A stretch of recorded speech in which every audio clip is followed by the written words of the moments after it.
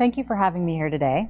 My name is Viji Sathy, and I want to talk to you about a program I'm involved in the College of Arts and Sciences as program evaluator. I'm going to begin in a somewhat unorthodox way, and that is with the results. As a statistician, this is my favorite part, so if we run out of time, I want to make sure that this doesn't get cut. Over the past 4 years, we've collected a lot of data, but today I want to share one finding, one comparing the Chancellor Science Scholars, or CSS, to a comparable group. I want to couch this talk in the visible and not visible. Results are a prime example of this. Not only is it not visible how much time and effort it took to create these few numbers that will soon be available, but also to understand why we see the results that we see. Many of you who do research could probably identify with this. So you're probably wondering, who are these individuals? The white bars and the blue bars. So let's start with the white. This is the comparison group.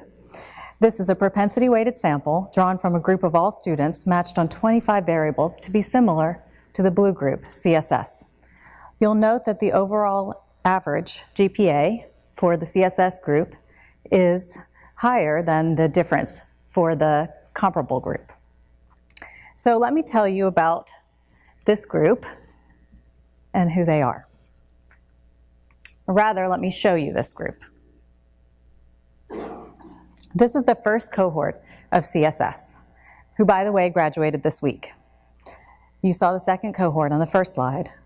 The data I showed you are comprised of these individuals. Again, here's an illustration of the visible versus not visible.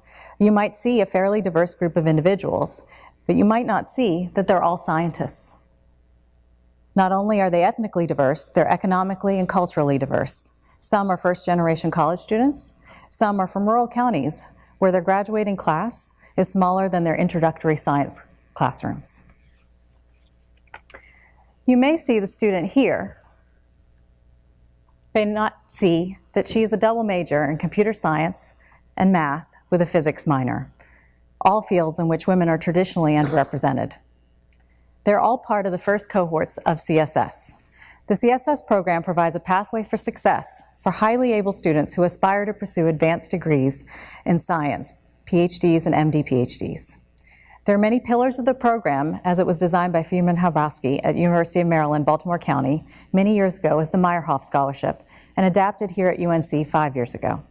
There's a merit scholarship, a summer bridge prior to their first year, and throughout their time at Carolina, they receive intensive advising, mentoring, counseling, assistance with identifying research opportunities, as well as courses on academic, professional skills, and social justice issues, to name a few.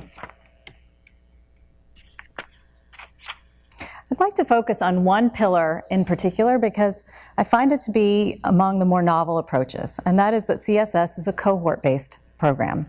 This means that not only do they do many things together, but they are challenged to consider it their responsibility to have everyone in the group succeed. So what do students say about this approach?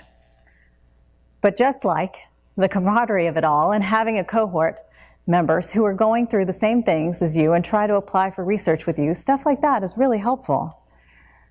But again, with the visible comes the not visible. While this is a strengths-based approach, focusing on the group and group success doesn't come naturally to students.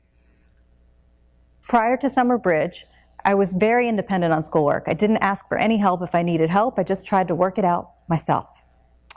The scholars have to be taught to think collaboratively, and academia needs to support these models.